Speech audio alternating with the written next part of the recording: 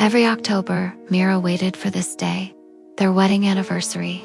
Aside from her birthday and Valentine's Day, Ethan had never once forgotten it. For 12 years of marriage, at least for the first 11, this day had always mattered to him. Mira followed the same ritual every year. She prepared his favorite dishes. She arranged pink roses in a vase. She placed 2 glasses on the table, filled with pomegranate juice. One for her, one for him. They never drank alcohol. So instead of wine under candlelight, they shared something sweeter, quieter, something that felt like them.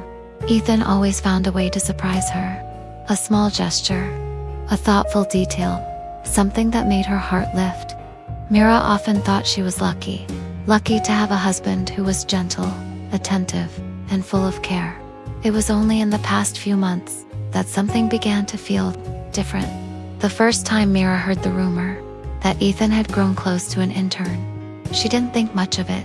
They had lunch together every day, sometimes even after work. Still, she chose to believe in him.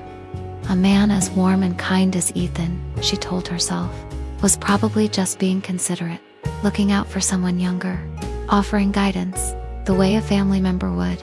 That was who he had always been, someone who gave comfort easily, someone who cared, and Mira convinced herself that this was nothing more than that.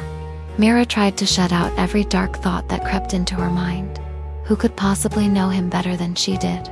She was the one who had lived beside him, loved him, trusted him. Then, without warning, the lights went out. The sudden darkness made her flinch.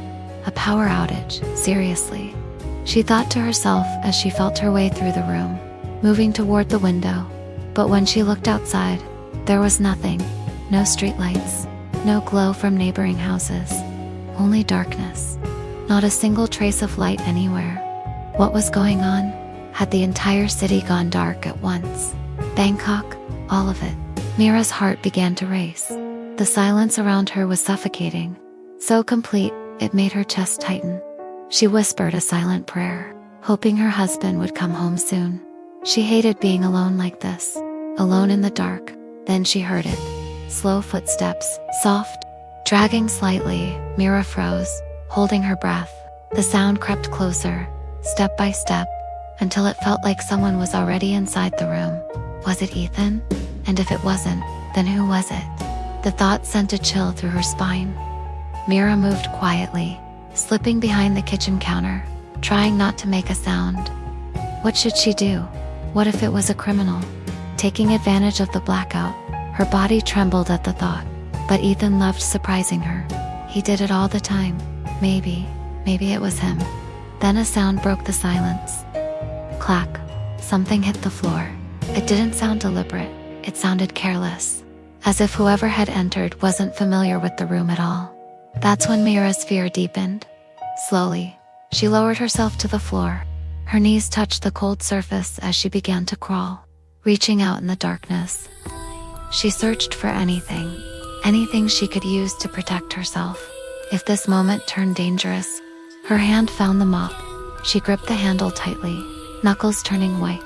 If the intruder had a knife or a gun, it might not help much, but it was better than having nothing at all. The dragging footsteps came closer, unsteady, hesitant. Then they stopped, right by the dining table. Mira heard the scrape of a chair being pulled back. She wanted to call out. She almost did, but fear sealed her lips. She prayed the person standing there was her husband. Please, let it be Ethan, not anyone else. Then, behind her, a flicker of light appeared. Candlelight, soft, trembling. Mira glanced sideways before slowly turning her head, and she smiled. There he was, lighting candles. Seriously, Ethan, enough with the childish surprises. What kind of criminal would bother lighting candles on a dining table? Relief washed over her. Her shoulders relaxed as she exhaled. Let's eat, she said quietly. Ethan. She walked toward the table, the candlelight shimmering across the room. The man stood there, his head lowered, his face hidden in shadow, probably trying not to laugh, she thought, planning another silly prank. Mira smiled and stepped closer, close enough to hear him speak. The words came out slow, woven together like a chant. I summon the spirit of the woman who died in this room. Come join me for this meal and reveal yourself to me. This wasn't Ethan. None of this belonged to him. So who was it? And how had he gotten into this room? Mira's eyes drifted toward the doorway. There was no door left. Only the frame remained, its edges scorched black, charred beyond recognition. Her breath caught. She looked around. The room she thought she knew was covered in burn marks. Walls blackened by fire.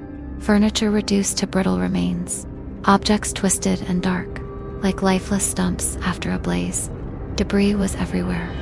This wasn't her home anymore. It was the aftermath of something that had already been destroyed. For the first moment, Mira was confused. She hadn't lived long enough to hear the news herself. The gas truck explosion at the intersection near her condominium, a massive tragedy, a single night that erased everything. Everyone inside the building died. Yes, including Mira. All while she was still waiting for her husband to come home and celebrate their wedding anniversary together. For an entire year, Mira had continued the same ritual, setting the table, preparing the meal, waiting for the candlelight to glow once more. She exhaled slowly for the first time. She allowed herself to accept the truth. She should have been grateful that Ethan came home late that night. At least he survived. Even if he never returned here again, not the way she had secretly hoped. Well then, since this young man had gone through the trouble of inviting her to dinner in her own room, she supposed it wouldn't hurt to accept. It would be rude not to, she thought. Mira pulled out the chair and sat down across from him. Calmly, she slid a plate of food toward the young man. Across the table, his body trembled. Tears streamed down his face, fear breaking through every breath he took. Then Mira heard it, a voice crackling through a walkie-talkie, its surface covered with a sticker that read, "Ghost Hunter." Reports came in through the static, urgent, low, controlled. Mira remained still. The candles flickered softly between them as the truth settled into the room. "The spirit is here," the voice said calmly, "right in front of you. That's why you can feel her presence. But she means no harm. Please don't panic. Don't run. Stay focused. No matter what happens, our team is on the way to help you."